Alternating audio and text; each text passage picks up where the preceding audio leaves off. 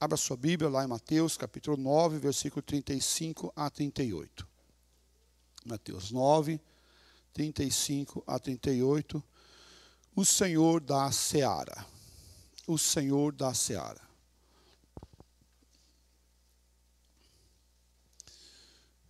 Vamos ler todos juntos? Mateus 9, 35 a 38. Leiamos. E percorria Jesus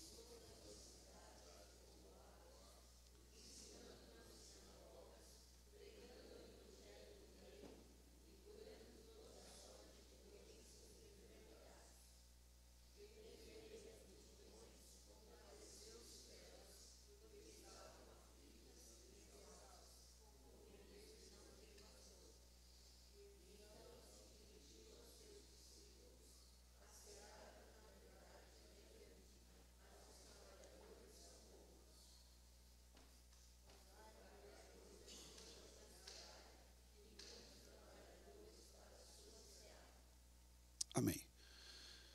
Pai de amor, nós lemos a Tua palavra e pedimos que o Senhor venha a nos abençoar, nos guardar, para que possamos compreendê-la e assim também, Pai, colocá-la em prática em nossas vidas. Em nome do Senhor Jesus nós oramos e agradecemos. Amém.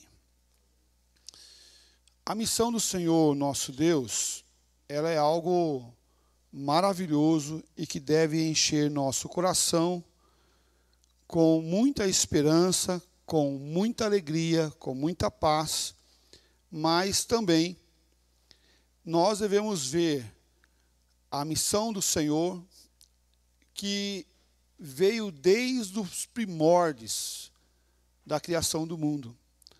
Desde os primórdios, aonde Deus coloca o homem sobre a terra, o homem e a mulher sobre a terra, e o homem peca, e agora houve uma ruptura do relacionamento entre Deus e o homem. Essa ruptura nós chamamos de pecado, a desobediência.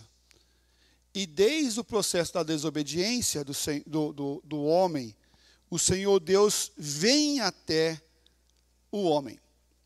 Prova disso, lembra da historinha lá de Gênesis, quando o homem e a mulher comem do fruto proibido. Alguns falam que é maçã, né? Maçã é muito bom, né? Muito gostosa, muito saborosa, principalmente aquela maçã que estrala no dente, né? Docinha. Eu pessoalmente gosto daquela pequenininha, assim, tem uma pequenininha maçã que é muito docinha, mas é uma delícia. A pessoa fala, muito pequenininha, eu gosto daquela grandona, aquela polida, aquela argentina. Ixi, parece isopor quando te morde aquilo lá, não tem gosto nenhum aquele negócio, gente. Não tem gosto nenhum. Eu prefiro aquela pequenininha, assim, ó. Você morde, chega a boca enche de caldo, né? É uma delícia, uma delícia. Não foi maçã, tá, gente? Ou não sei dizer que fruta foi. Provavelmente pode ser que não seja maçã, tá? Pode ser que não seja maçã. E o fato aqui não é o fruto, mas é a desobediência que é o ponto central da questão. E na desobediência houve o processo onde Deus faz uma aliança com Abraão, a chamada aliança abraâmica, que é a vinda de Cristo Jesus. E eu citei isso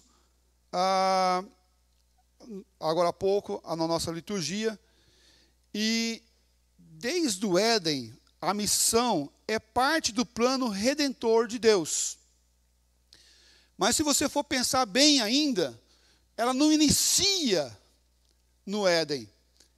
Porque Deus, na sua soberania, na sua graça, no seu amor, criou o mundo, o universo, o homem e a mulher, e já tendo a consciência e o plano dele no processo que o homem iria cair.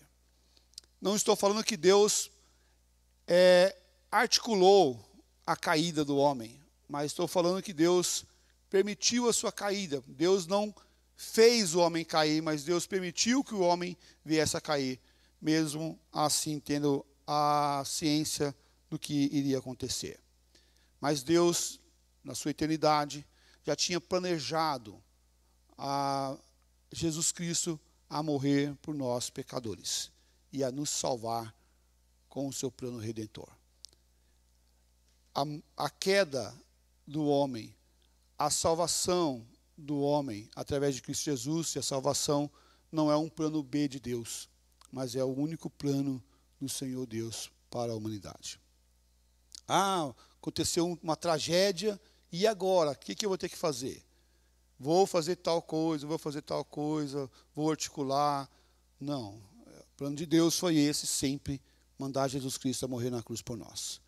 E quando ele promete que iria vir o Filho do Homem para esmagar a cabeça da serpente, ele está prometendo Jesus Cristo. Gênesis 3,15, porém inimizade entre ti e a mulher, entre a tua descendência e o seu descendente, este te ferirá a cabeça, e tu lhe ferirás o calcanhar. Está falando ali, anunciando ali, perante a serpente, prometendo que ela iria receber uma pisada na cabeça. Agora, pensa assim, o que seria melhor? Receber uma pisada na cabeça ou uma pisada no pé? Ou uma mordida no pé? Fala, mas depende de quem vai pisar na cabeça, né? Quem vai pisar na cabeça? Pensa que é alguém muito maior que eu, muito mais forte que eu e muito mais poderoso do que eu. Infinitamente mais. Você daria a tua cabeça para ser pisada? Não. A pisada na cabeça ela é fatal, ela leva à morte. Mas a mordida no calcanhar, não. Essa promessa se cumpre plenamente na vinda de Cristo Jesus. Houve uma promessa no passado. Uma promessa que ele iria vir para realizar essa obra maravilhosa. Jesus Cristo. Isso está muito bem colocado lá em 1 João 3,8, fala assim, para isso se manifestou o Filho de Deus, para destruir as obras do diabo. Cristo Jesus se manifestou, ele veio para destruir as obras do diabo. As obras do diabo sobre nossas vidas. O poder do diabo sobre as nossas vidas. E não o poder do diabo na esfera geral. Porque ele ainda está solto e irá, quando Jesus Cristo voltar, para assim destruir por completo a obra do diabo. Não nesse momento, mas posteriori sim. E aqui eu quero também pontuar uma questão, é que muitos acham e pensam que quem reina no inferno é o diabo, né? Está lá o rei do inferno, o diabo com um tridente muito grande, com aquele rabinho, né? de filme, e que lá ele é o rei do inferno. Não, o diabo ele não é o rei do inferno, né? Ele é para ele e os seus anjos, o inferno, mas ele não reina no inferno. É diferente do que os nossos presídios aqui, né? Porque os presos aqui mandam dentro do presídio, né? Nossa concepção muitas vezes é essa. Quem manda no presídio? É o preso mais perigoso, né? É o preso mais perigoso. Por isso, alguns pensam que o diabo é aquele que reina no inferno, mas não é. Quem reina lá também é Deus. Quem reina no inferno também é Deus. O inferno é a presença de Deus em ira. Se perguntar, Deus está em todo lugar para você, falar sim, ele está no inferno em ira. Ok? Julgando ali, julgou e agora condenou aqueles que estão no inferno, mas ele não reina no inferno. O diabo não reina no inferno. Ele é um prisioneiro do inferno e assim nós podemos contemplar a grandeza de Deus. Então Deus é muito maior e o diabo é muito menor do que você imagina perante Deus. O Senhor da Seara, que vem aqui em Mateus 9, é o mesmo que prometeu Jesus Cristo lá no Éden, para salvar, para destruir a obra do diabo. Aí, aqui você já tem o primeiro ponto aqui, importantíssimo para a tua vida. Se você está sendo derrotado pelo diabo em alguma coisa, né, na tua vida, então encha-se de Deus, encha-se de Cristo Jesus, para não deixar Ele dominar a tua vida e o teu coração, porque somente assim você irá vencer as obras do diabo. Mas também reconheça os seus pecados, suas falhas, porque tem muita gente falando o seguinte: o diabo se levantou contra mim. Olha, acho que o diabo recebe muita culpa de muito pecado nosso aí, pela nossa própria dureza do nosso coração. Então, olhe para o Senhor, para a sua vida, olhe para o Senhor e encha-se do Senhor nosso Deus. Mas é fato que, aqui no texto, nosso texto base que nós lemos, Mateus 9, fica muito claro que o Senhor da seara nos chama para fazermos uma grande missão. Essa missão não foi só para aqueles que estavam naquele lugar, mas também é para nós hoje, realizarmos essa obra do Senhor. A seara é do Senhor, e como trabalhadores dessa seara, trabalhadores dessa vinha, dessa lavoura, vamos assim colocar, nós devemos obedecer à ordem do nosso Senhor. Porque Ele irá pedir conta de todas as nossas ações e omissões. E Ele fala: olhe para lá, olhe para o campo, veja o campo. Olhe para a nossa terra, olhe para as nações, olhe para onde tem campo. E perceba que esse campo está pronto para ser colhido. E digo de passagem, eu que sou um caboclo da roça, caboclo do interior, não morei em roça propriamente dito, mas moramos na última quadra da cidade. A última quadra da cidade. Plantávamos mandioca, plantávamos um monte de coisa. Plantávamos colheita rápida ou algo demorado, cana, napiê, cuidávamos de vaca. Levava a vaca para pastar na corda, na beira das estradas, ficava lá cuidando da vaquinha. E o que acontece quando... O Zé Carlos já é lá do interior também, né, Zé Carlos? Pé roxo. O que acontece quando uma lavoura está pronta para ser colhida e não é colhida? Ela estraga. Perde os frutos. Muito bem. Perde o fruto. Mas pastor, ninguém que foi eleito, predestinado, irá se perder. Verdade. Fato pleno e concreto. Pleno e concreto. Mas então como que perde o fruto? Você perde a vitalidade daquele fruto. Por quê? Porque nós nos omitimos no processo de anunciar a verdade de salvação. Ou seja, aquela pessoa que deveria ter dedicado a sua vida toda para o Senhor Jesus, em nome do Senhor Jesus Cristo, ela dedicou somente uma parte da sua vida. Porque nós nos calamos. E aí o Senhor fala que as pedras irão clamar. Meus queridos, cabe a nós termos e darmos continuidade nessa obra redentora do Senhor Jesus Cristo. O Senhor da Seara, nosso tema, se você está anotando aí, o Senhor da Seara, coloca tema, Senhor da Seara. Ponto 1. O ponto 1 é o exemplo de Jesus. Jesus nos dá o exemplo para nós fazermos. Veja só o versículo 35 de Mateus 9. E percorria Jesus todas as cidades e o quê?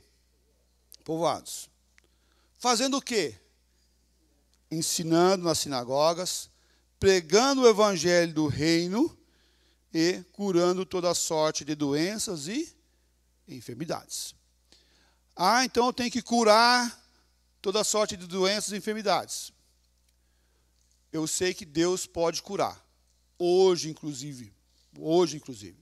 Quando nós estávamos lá no Amazonas, eu vi muitos milagres do Senhor Jesus Cristo, muitos milagres.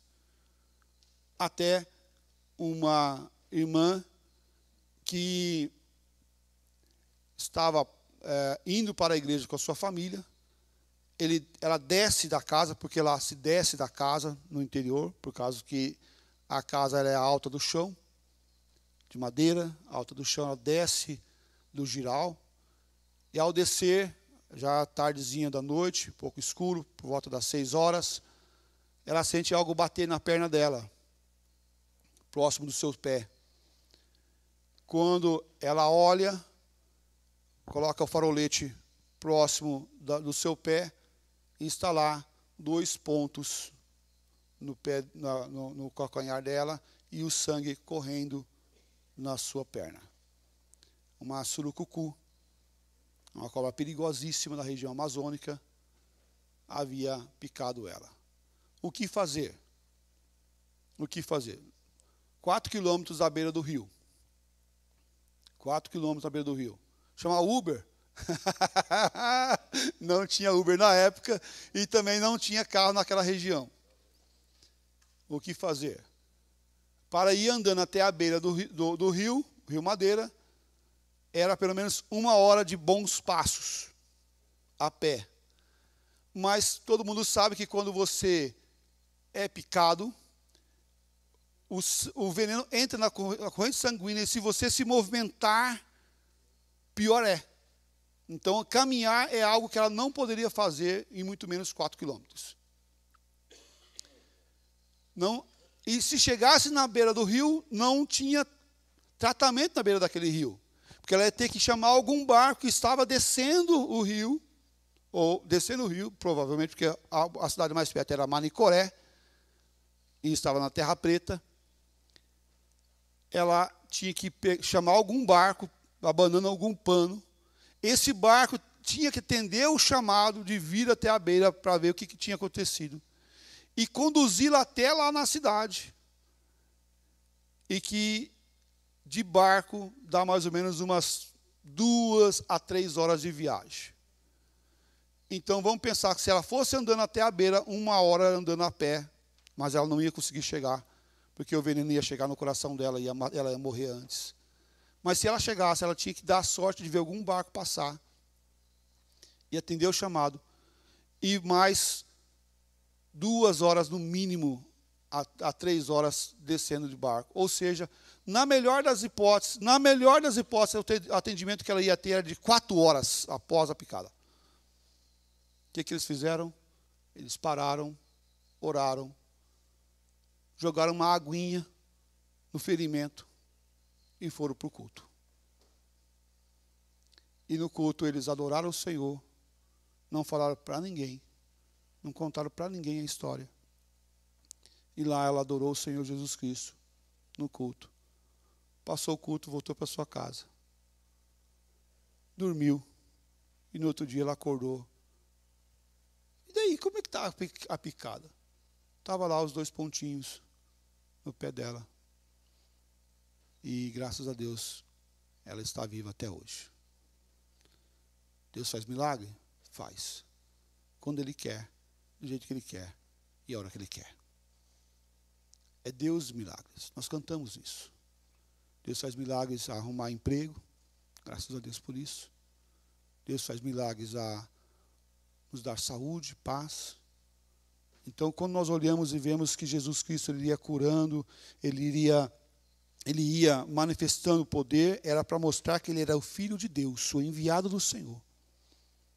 E isso é muito claro aqui nas Escrituras, que os milagres que Jesus realizava para mostrar que ele era o Jesus, o enviado, o prometido verdadeiramente. Nós não podemos descartar ou esquecer que muitas pessoas se declararam ser Jesus, o enviado, o Messias, o enviado naquela época. Não tinha apenas Jesus lá, o Jesus, chamado Jesus, mas tinha outros que se denominaram Jesus. Qual que é o nome da criança? É Jesus. Quem sabe ele é o enviado de Deus para salvar o mundo. O meu filho.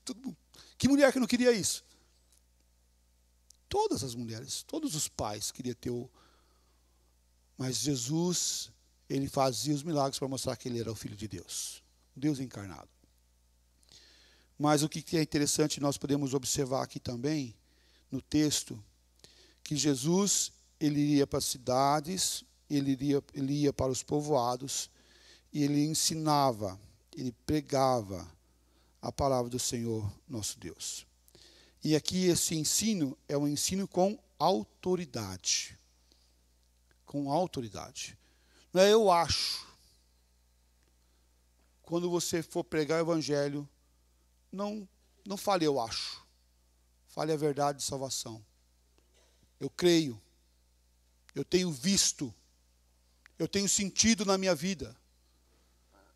E isso faz sentido para nós como igreja do Senhor Jesus Cristo. Porque o propósito de estarmos aqui na igreja, o propósito de sermos salvos e permanecermos salvos aqui nessa terra, não é para ter uma vida boa ou confortável, sem dificuldades, sem problemas. Porque nós gostamos de uma vida boa, hein? Fala a verdade. Uma vida boa, uma cama, né? Olha ali, alguém que te sirva, alguém que vai lá e você está ali todo largado, né? Uma vida boa é bom demais, gente. Não, nós estamos aqui com um propósito. Qual que é o propósito? O propósito de anunciar a verdade de salvação.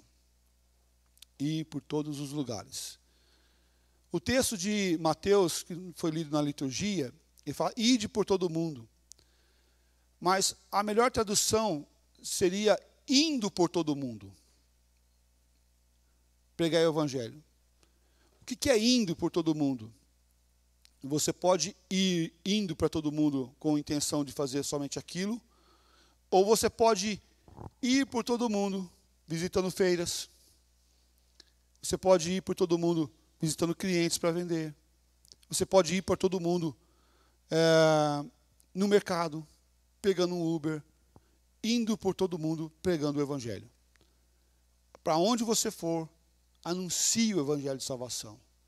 Esse deve ser o propósito do cristão. Esse é o propósito da igreja. E eu gosto muito da fala do Agreste nesse ponto aqui, do Ricardo Agreste nesse ponto, porque ele é um pastor polêmico, muitas pessoas não gostam, mas esse ponto eu acho muito favorável dele. Ele fala assim, a igreja não pode ficar se ensimesmada, vivendo apenas para si.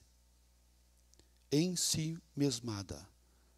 Porque pode em algum momento nós ficarmos procurando resolver os problemas nossos internos, os problemas nossos de recursos, os problemas nossos de construção e tal, e ponto a ponto, que nós começamos a viver apenas para nós mesmos. Apenas para você. Apenas a igreja para autossustentar. E não para cuidar do outro. Não para investir em missões. Não para abençoar outras vidas e alcançar as nações. Não é assim o reino de Deus. Nós estamos aqui como igreja e como povo de Deus, reunindo para louvar e exaltar o nome do Senhor Jesus Cristo, mas nós temos uma missão nessa terra, de não acumular essa bênção a nós aqui. Porque se nós fizermos isso, nós iremos cometer um pecado, primeiramente. Se fizermos isso, nós vamos perder as bênçãos do Senhor sobre nossas vidas. E Deus irá mandar bênçãos para outros lugares que estão fazendo investimento correto, de forma certeira. Então nós não podemos parar em nós mesmos e ficar voltado para nós mesmos, mas devemos ensinar com autoridade, indo ao encontro das pessoas. Muitas vezes eu vejo igrejas que elas pegam assim, pega a vara, coloca o anzol, vai lá onde os peixes vivem, no rio, e fala assim, vou jogar o anzol, sem isca nenhuma. E se for de Deus, o peixe vai vir morder meu anzol. E quando eu puxar, ele vai vir também. E se não quiser morder, não tem problema também não. Porque eu não estou aqui para adular peixe nenhum, não. Que história é essa? Quem que pesca sem isca? Quem que pesca sem atrair o peixe? Ah, mas eu estou barateando o evangelho. Não, não está barateando o evangelho, meu irmão. Estamos anunciando a verdade de salvação. Jesus curava. Jesus ensinava com autoridade. E as pessoas ouviam falar assim: o que aconteceu com você, que você está andando agora? Você não andava? Não, então Jesus, ele me curou. Quem que é Jesus? Ah, Jesus de Nazaré, o filho de José e Maria. Onde que ele está? Eu estou com uma dor aqui nas minhas costas, aqui, ó. Eu vou lá. E eles iam lá e ele ensinava com autoridade. E eles ouviam a palavra de autoridade de Jesus. Esse é um ponto muito importante. O reverendo Anderson falou ontem que os portugueses entendem muito a linguagem das obras, que é algo bom também. Mas não é só isso. Eles vêm por causa das obras e recebem o quê? A palavra. Eles vêm por causa do pão e recebem o quê? Mais do que pão. A palavra. Essa ação social que está programada, ela é algo maravilhoso. Porque a igreja tem o momento e o fator de ir lá e ensinar com um cuidado o amor de Deus. Ensinando com palavras, mas ensinando também com o quê? Com ação. Isso é um ponto maravilhoso. Marcos 1,38 fala assim: nós vemos que Jesus também ia para outros lugares para ensinar, para pregar, pois Jesus ensinava e pregava em todos os lugares.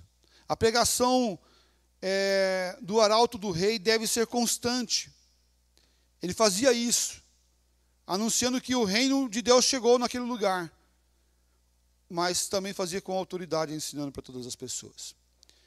Nosso tema, para nós andarmos um pouquinho mais, o Senhor da Seara, em segundo lugar, é aquele que tem compaixão, que é o exemplo de compaixão de Jesus.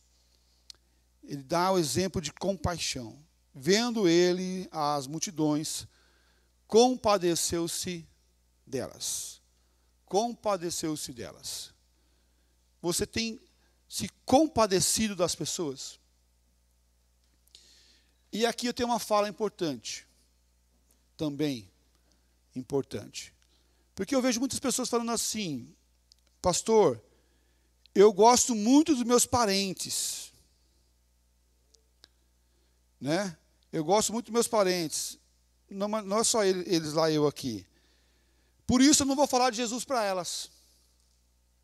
Eles têm a religião deles, eu tenho a minha. Então eu não vou falar de Jesus para os meus parentes, porque vai dar briga, vai dar rolo. Mas eu amo demais elas. Então, você deveria falar de Jesus para elas. Porque sem Jesus elas vão para o inferno. Sem Jesus elas vão para o inferno. Mas predestinada. Mas não está escrito na testa quem é e quem não é. Nós devemos pregar o quê? O Evangelho. Então se compadeça das pessoas à tua volta. Tenha compaixão delas, por elas. Não apenas para aquelas pessoas que estão passando fome. Porque a gente olha para a pessoa que está com fome e fala: nossa, tadinho dele, está com fome, vou pagar um lanche. Vou pagar uma marmita, vou dar um prato de comida. E vai lá, faz um prato de comida, coloca num tupperware lá, num sorvete, pote de sorvete, e leva lá para a pessoa. Não se preocupa com o sinal não, gente. Mas a gente não tem a capacidade de amontar um prato de palavra de Deus para dar para ela. A gente junta um prato de arroz e feijão, de carne, mas a gente não amonta um prato de palavra de amor verdadeiro, eterno. Sabe por quê? Aquela pessoa precisa do pão? Precisa. Não só de pão viverá o homem, mas também com pão, né? Ela vive com pão. Mas pregue o Evangelho. se compadeça daquilo que é eterno, que está perdido. Se compadeça. Nós não podemos deixar o nosso coração a se anestesiar com as dificuldades desse mundo. Nós devemos olhar com compaixão, meus irmãos. Em nome do Senhor Jesus Cristo. Ah, mas o mundo está muito pervertido, muito mal. O mundo está muito polarizado, direita, esquerda. Então, quebra essa barreira. Eu não estou falando que você tem que estar no centro também, estar no centrão, porque o centrão é Maria vai com as outras também, né? Misericórdia, né? Também, né? Mas eu estou falando que você tem que estar com Jesus, anunciando Jesus. Você pode falar do São Paulo, que é um time maravilhoso? Pode, né? Pode falar. Mas fale de Jesus, anuncie Jesus. Você pode falar da tua igreja presbiteriana, que é uma igreja 166 anos, pode, mas fala de Jesus primeiro, meu irmão. Anuncie Jesus. Esse é o ponto nosso central da nossa vida. Se nós não tivermos compaixão das pessoas, quem que vai ter? É eu e você que devemos ter compaixão. Ah, mas ela que se vire. Mas que? Já ajudei demais. Tá, mas qual que é a nossa missão, então? O que nós estamos fazendo? E por que nós vamos fazer? Meus queridos, nossa missão é essa. Tem na psicologia um autor que eu recomendo a leitura de livros dele, chamado Viktor Frankl. Viktor Frankl, ele escreveu o best-seller dele, que é um livro muito conhecido, o maior livro conhecido dele, que é O Sentido da Vida.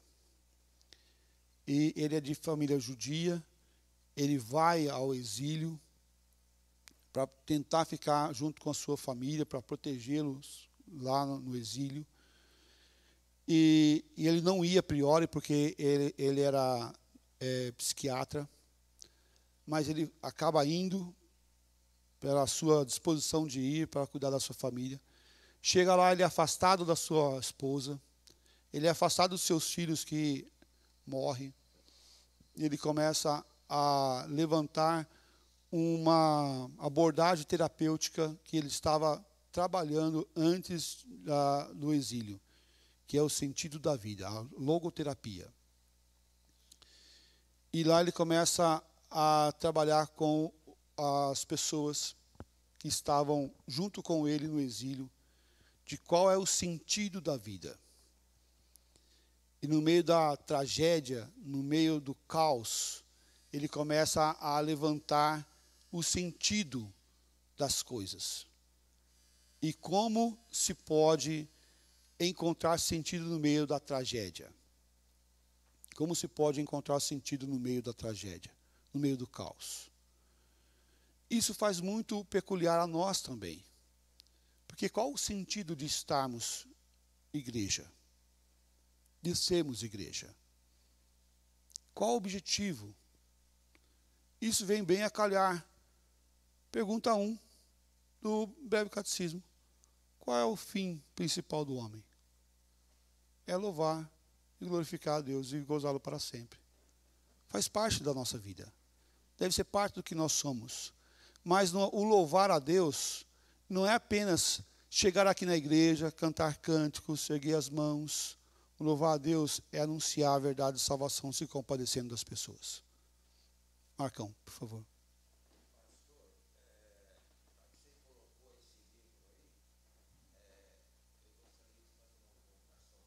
Sim.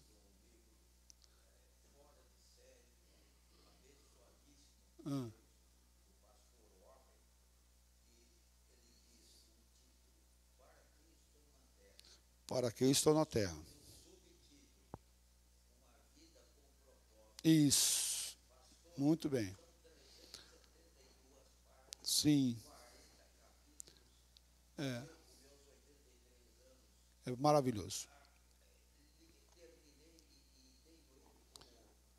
Cabeceira, né? Sim. Devocional. Muito bom.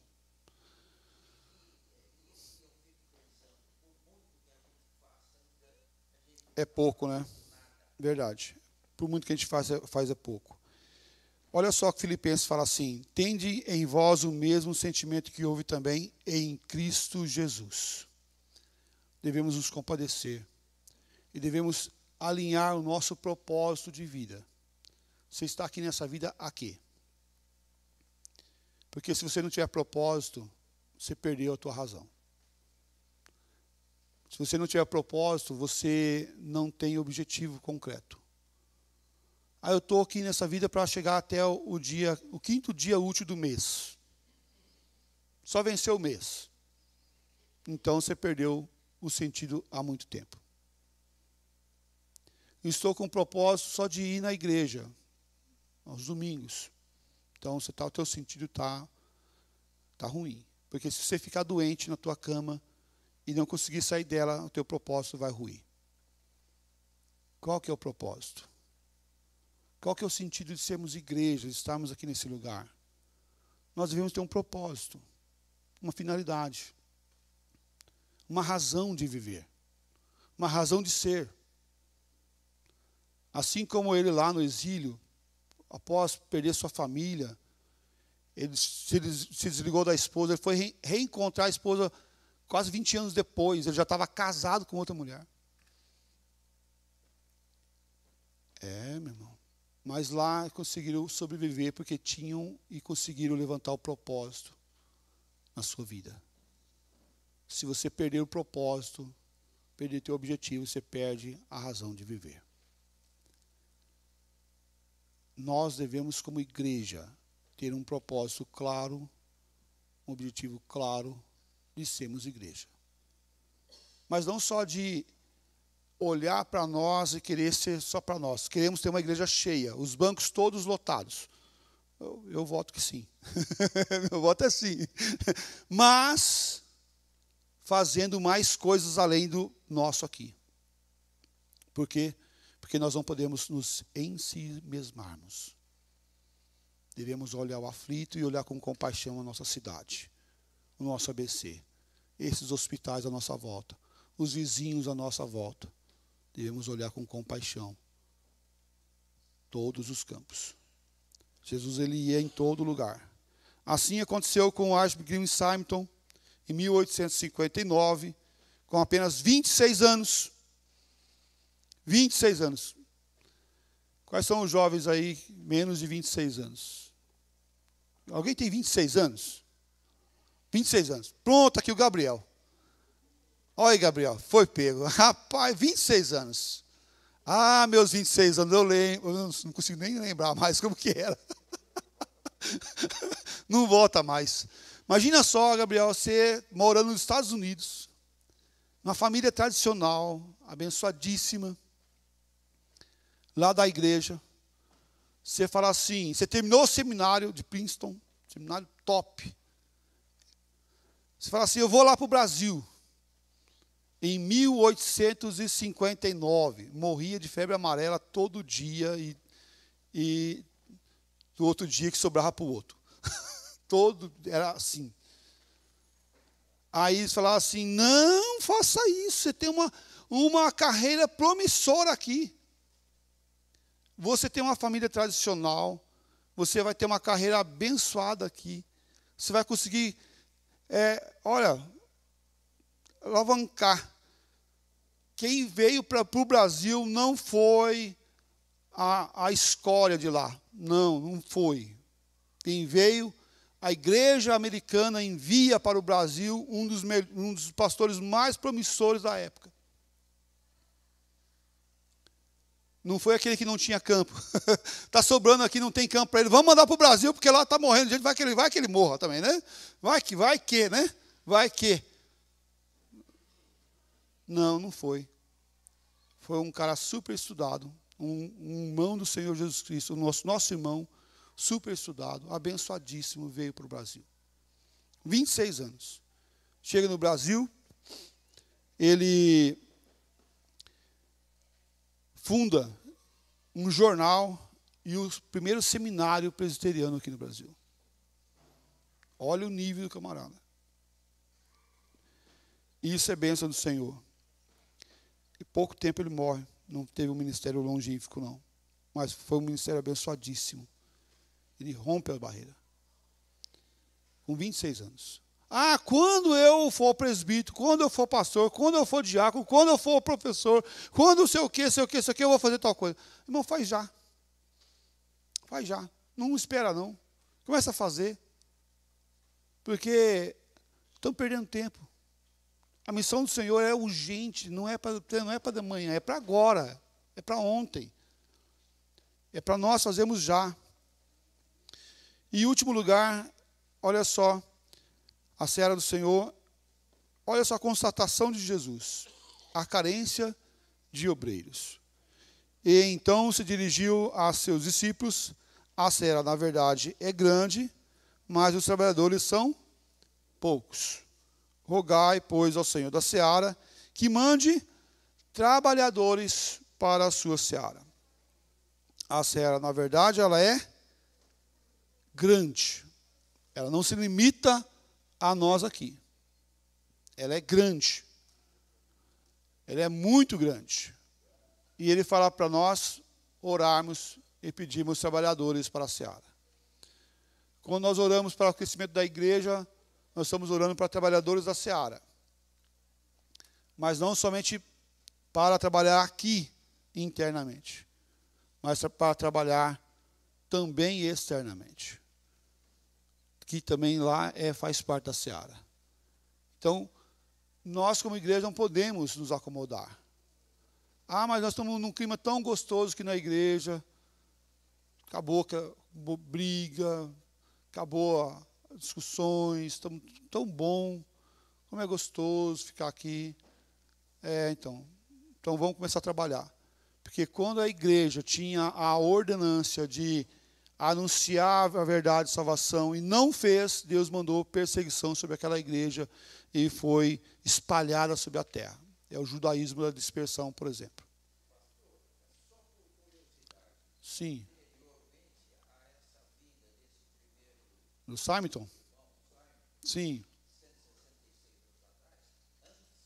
Sim.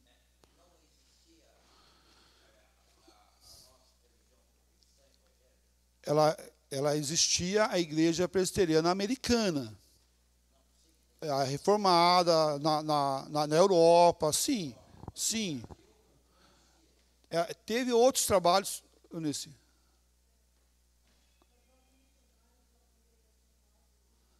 Sim.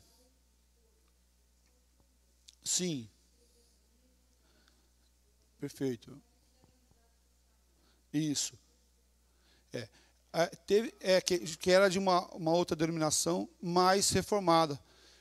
Teve outros trabalhos de evangelização no Brasil, mas que não perduraram. Alguns foram expulsos. Lá na Bahia, na região Nordeste, teve, e que não permaneceu, foi perseguidos.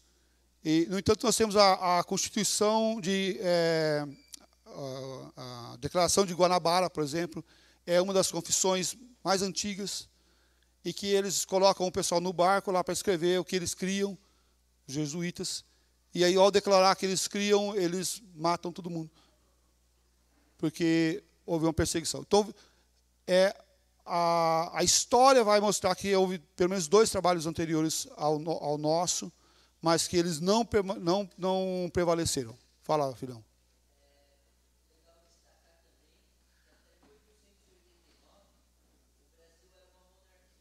Isso. Sim.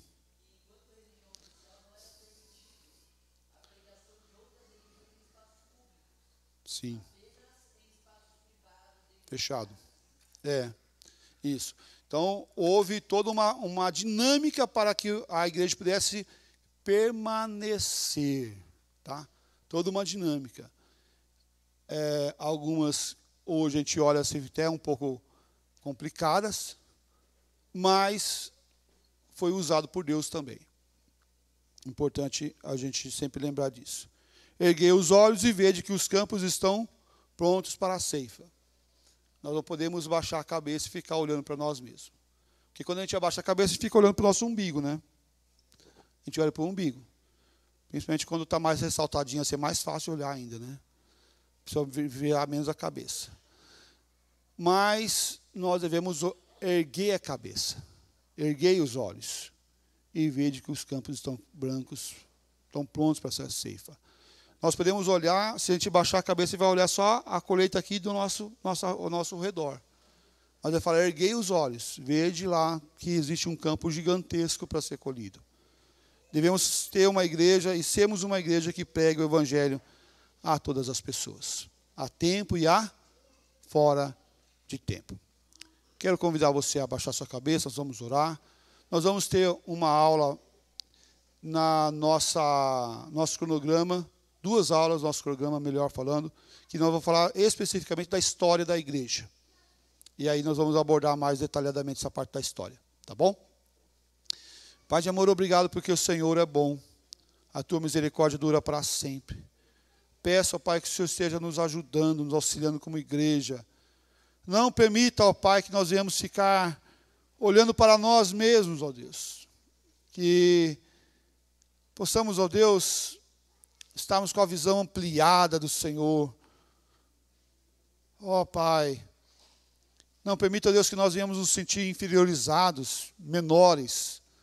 Ah, somos fracos, somos pequenos, não podemos fazer. Oh, Pai, tira de nós todo esse pensamento, mas que cada um de nós possa entender, e como igreja podemos entender, que somos chamados para anunciar a verdade de salvação, Pai. Somos chamados, ó Deus, a olhar e ver que os campos estão prontos para ser colhidos, ó Deus, e que nós possamos orar e trabalhar, ó Pai, nesse campo que está pronto para ser colhido. E rogar também, ó Pai, para trabalhadores, mas também sermos, ó Pai, esses trabalhadores da seara. Não permita, ó Pai, que nós venhamos ficar terceirizando a obra missionária, mas que possamos realizar a obra missionária, orando, contribuindo, mas também indo, ó Pai, no nosso dia a dia, anunciando a verdade de salvação.